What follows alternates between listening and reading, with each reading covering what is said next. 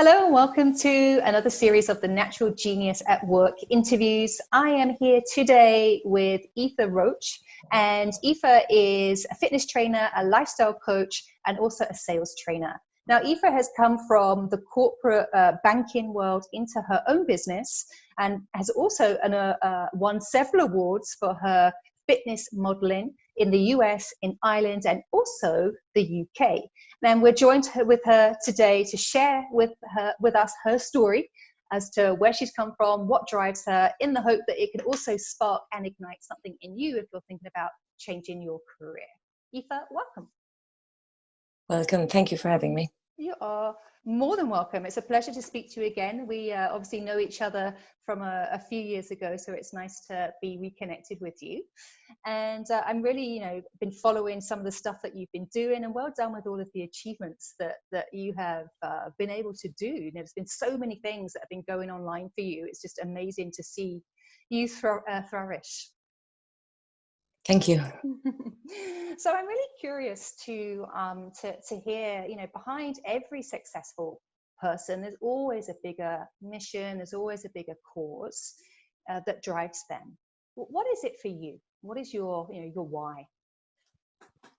Yes, I think when I was working in a corporate background, so I was in corporate banking for about 10 years, and I had kind of fallen into the rat race of believing that I needed to exchange my time for money, and that I was to work a 9 to 5, and I should be very, very grateful, to have a good job and have created a good career.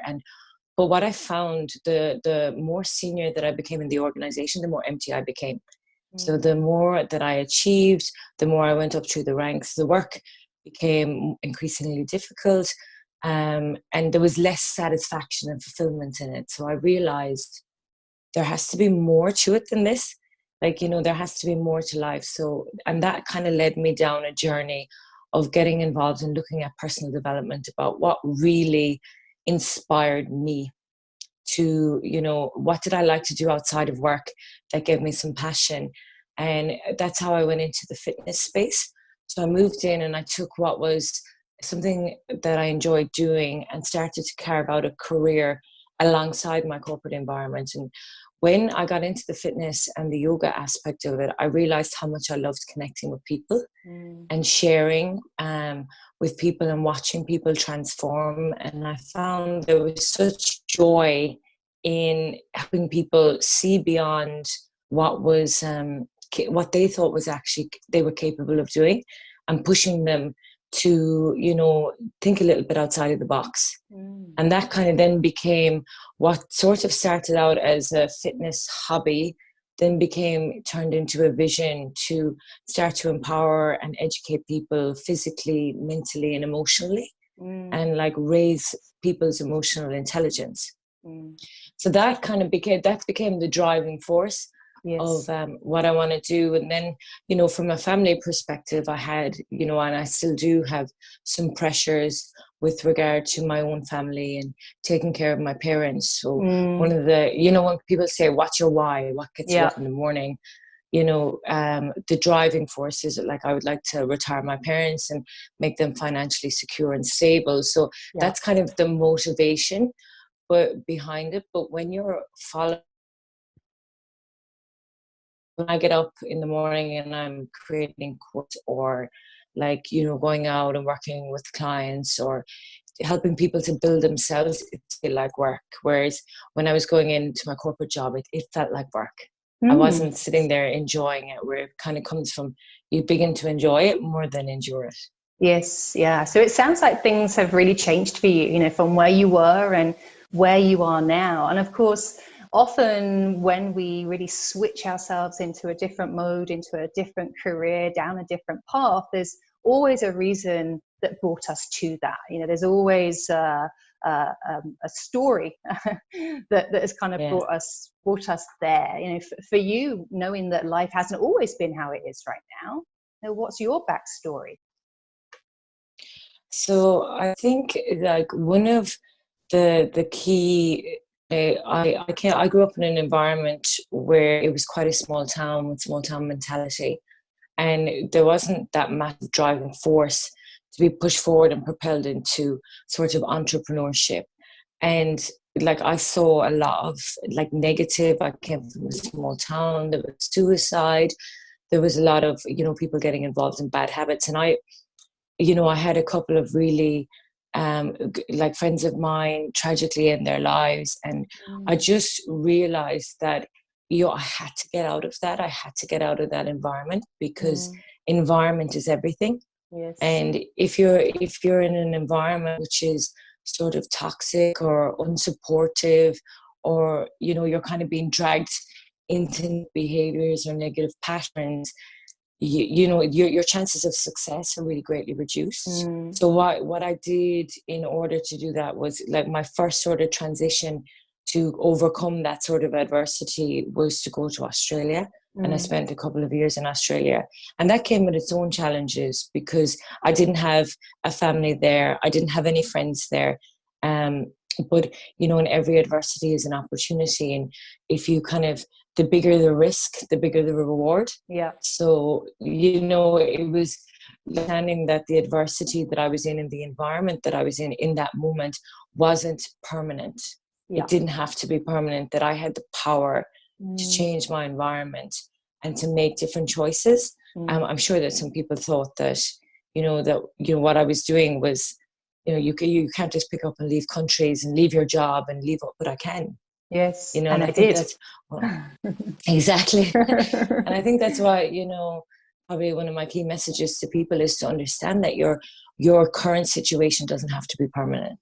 Yes. Like if you're in a situation at the moment where you're unhappy or you're not feeling fulfilled, that you do have the power to change it, but you just have to be courageous in your endeavors.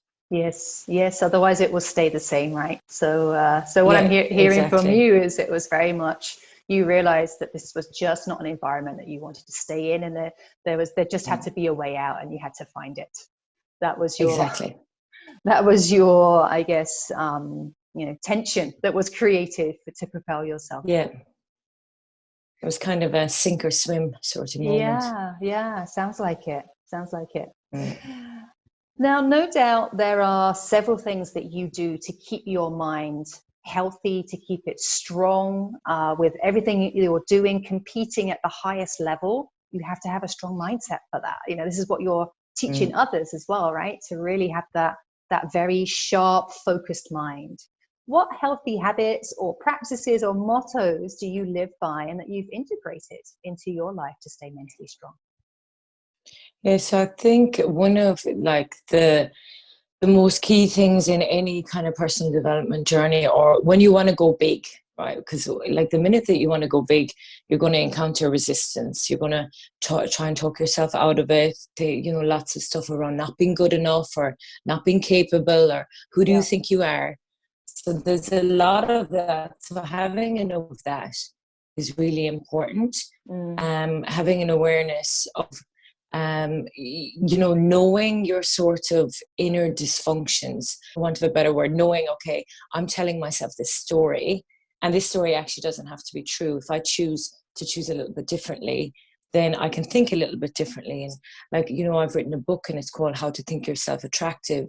And my book is basically, you become what you think about repetitively on a day-to-day basis. So your thoughts become things. So if you're telling yourself, on your book, by the way. Oh, thank you. So if you're thinking, in negative or worst case scenario thinking, or allowing, external circumstances or other people's opinions control or be the guiding force of your life, that is inevitably what you will create. Yes. So what I do, I have, I meditate every morning, even if it's only for 10 minutes. Yeah. Just to settle the mind, because if in it, there's always kind of goal to be found in stillness, but we often don't give ourselves 5 minutes to actually sit and go, how am I feeling? What's the emotional temperature of my body at the moment? Because we go at such a fast pace all the time that we're not connected. So that's definitely one thing, would be give yourself that 5-10 minutes. So I meditate, writing down my goals is absolutely, or a person writing down their goals is just imperative, because if you don't know the destination, you're never going to get there. Yeah.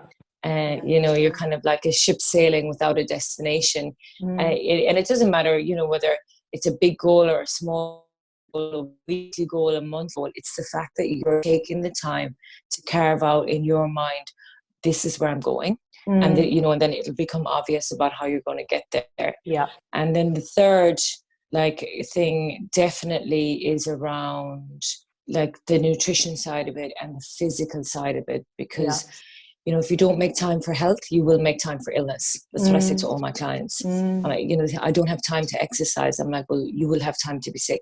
Yeah. And unfortunately, so get up and get active. It doesn't I don't expect everyone to take it to the level I take it to. Yeah. But get in, move your body. You like work on your flexibility, work on your strength, and by doing that, you will work on your mind through like the dopamine that you generate during your exercise routines.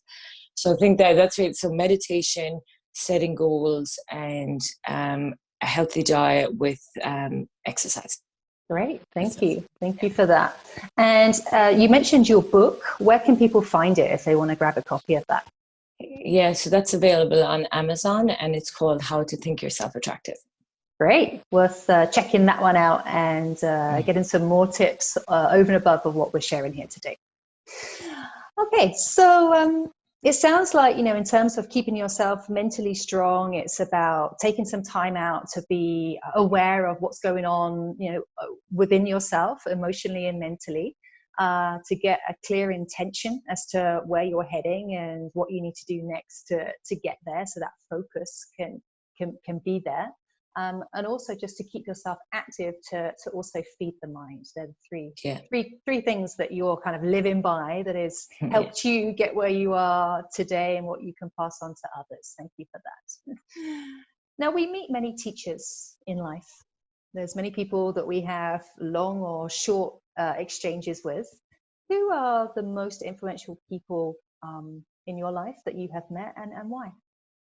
Yeah, so it's definitely like you become the 5 people that you associate most with. You become just like them. We pick up habits, and I've always been very diligent in looking, like always look to somebody who's doing what you're doing and align yourself with them. Yeah. And I think it's so I started out on my journey with William Whitecloud and Ryan Pinnock, because I knew that they were going to be able to help me with my personal development, which really, really helped. Then, I've since kind of moved, now that I'm in the business space and moving into the more kind of business development and the online space, I sought out Tom Billou and Bernard Burchard, who are 2 of the leaders in America, and aligned myself with them. And then now that I'm in the sales training, Sherry Tree is the #1 sales coach. So I've aligned myself with her. So what I say to people, and it doesn't always have to be that you physically have to, get a presence with this person. If you can, great, go for that. But there's so much content available online, that these people are putting out, whether in the form of podcasts, like free trainings or courses that you can do online, because people often say to me, but I don't have anyone around me.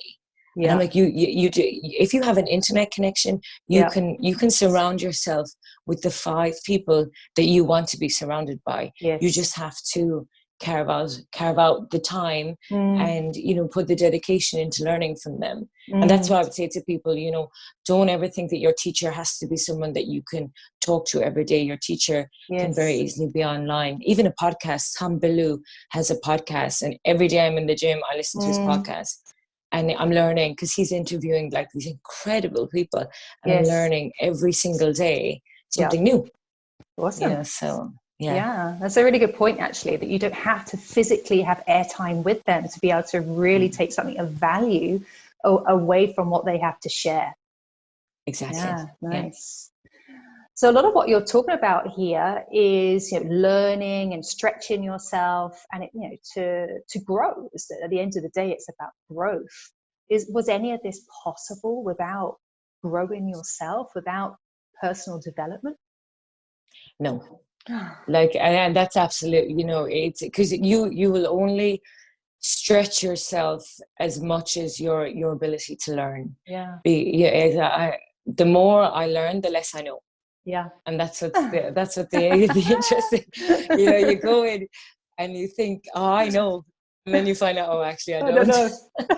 I don't know. I really I didn't think know, and now I know a little bit. yeah, exactly. And you realize how much you don't know, and there's no end to it, because you know what starts out as a personal journey. Oh, I'm Yeah. going to just understand why I behave a little bit, why, you know, then that kind of, it starts to trickle into absolutely everything. Like, Yes. you know, like, and we, as human beings, we like to study ourselves. It's one of, you know, our most interesting topic is ourselves. Yes. So the more that you can delve into that, and the more that you can learn, like the more, like I say, even though the less you know, the more you know, Yes. because it gives a certain level of self-responsibility, which is a big one. You know, like when you understand yourself, you also understand how you are responsible Yeah. for all of the circumstances that are around you. And like the only person who's a continuous person who's only ever present in my problems is me. Yeah. So sometimes then am I the problem? You know, and it's it's doing the investigation into that, because you know, if you have things that are recurring and situations that are coming up in your life, you have to look at, okay, what's my role? How am I playing a part in that? It's not a blame game. Yeah. It's just taking a level of self-responsibility to understand that Yes. I am the only person who's continuously present in my life. So Mm. then I'm going to choose how I show up. And the Yes. more that you learn gives you the more power of choice Yeah. about how you show up. Yes. That self-responsibility, I guess, is our way of accepting the current Exactly. reality, right? Not in a kind of, oh, I'm going to roll over and be submissive and I can't change it, but just in a like, oh, okay, that's where I am right now. Okay, I need to change that. And there's power in that. Like there's real personal power when you can get to know yourself Yeah. and get to know the positive traits, but also get to know the negative, because you start to Yes. own things, and you know, own, and like, so it gives you that power when, if you're confronted with someone who, like Tom Bellew talks about it, he said, you know, when you get criticism from someone, it's a nugget of gold. Grab it, Yes. because someone is shining a light to you on something, and if it resonates, not everything will resonate, Yeah. but someone is shining a light to you and on something that you can possibly improve on. So, but if you don't have that level of self-responsibility and self-awareness, Yeah. there's a tendency to think the other person is always going to be wrong. It's not my fault. Yeah. Yeah, Yeah. there's Yeah. something wrong with them, you know. Yes. Yeah. And it gives you that sort of power, because you can take any adversity or any negative situation or any negative feedback that you're getting and take it and going, okay, this is a nugget of gold. Thank you very much. And now I'm going to go away and work on that. And it's a Nice. continuous journey of self-improvement. Yes. Yeah. Now, you're going to understand this question perfectly because you and I were both part of the same training many years ago about discovering our genius, of Yeah. unleashing that within us. And both of us will absolutely, hands down, believe that everyone out there has something unique and special about them, that there is a natural genius inside everybody, that when that comes out, magical things can happen. Like it's their awesomeness that they can go and share out there in the world. So what is it for you? What is your natural genius? My natural genius is definitely in, like, and I've gotten this all through the entire time we did our training, is definitely in the writing. Yeah. Now, you know, like everyone, I have an ego that gets very distracted very easily, Yeah. and I can go off on tangents with the fitness and different things like that. But it's in the expression of myself and expression of what I've learned. I've like a real ability to take very complicated pieces of information and dull them down, and then communicate them and explain them out to the masses. And I do believe that that really is my next level, is to put more of my focus and attention into the writing. But it's a Yes. tricky one, because writing is very lonely. It's very isolating, and tend to want to avoid avoid doing it, because we can go for the big, bright, shiny new things where you get more attention and more recognition.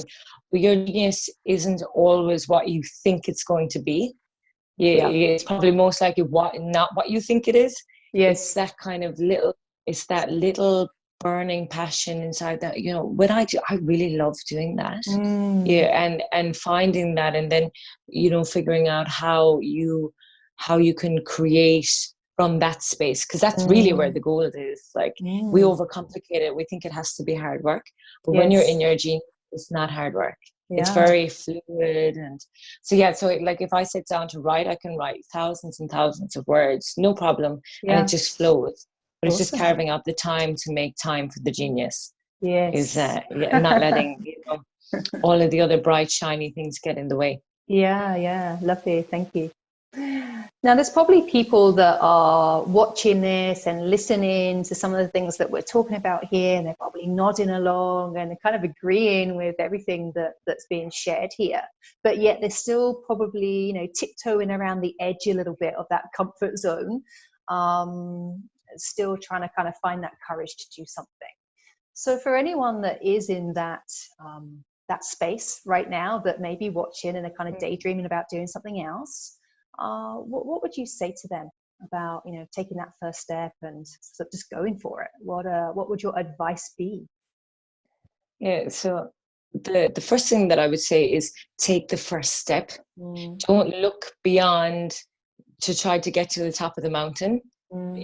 Just what is the first obvious step? What's the first obvious thing that you could do to move you in the direction of where you want to go? Because often we think, I could never do that because da da da da da, and we're like 10 steps ahead. But you just need to take what's the obvious next step. So like for me, when I did it, it was like, okay, I have a passion for fitness, I'm doing that. So what would be the obvious next step? Okay, get a certification, become a trainer. And then I did that, and then again, it was like, what's the obvious next step to become a fitness model? Okay, I'll enter the competition. And just little, small, sequential steps will actually, before you know it, you're already on that path of movement. But don't get caught up in like the analysis paralysis of, I need to have it all figured out, because you don't. You just need to take the obvious next step. And the other question that I said to people who are in and kind of on the fence, I'm not sure what I want to do, like I ask, I'm like, if you were never going to get paid for the rest of your life, but you always would have enough money, but you'd have enough money and you never ever get paid, and you had to wake up tomorrow morning and go to work, what would you do? So, and I think that, allows people to kind of think, okay, if I never had any financial worries, any worries about resources, what would I love to get up and do?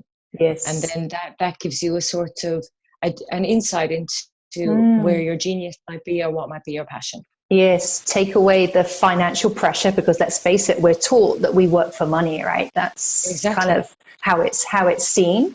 So take away that element. That I like that. That's a nice one to strip away, because that causes a lot of tension and anxiety in people. And also what I'm hearing is just to continue to take action. Just take small pieces of action, because they will all add up to something bigger. But you got to continue doing it. Because like a vision without action is just a daydream. And that's the key thing. It is about action. Action is the key word in you being able to move forward into doing something different. You have to take action. Okay, great. Well, look, thank you so much for sharing all of that with us today. It's been a pleasure speaking with you and connecting with you again. Best of luck with the book launch and the writing side and everything else that you have in store for 2020. Perfect. Thank you so much for having me. I really appreciate it. No worries. Thank you. Bye-bye. Bye-bye.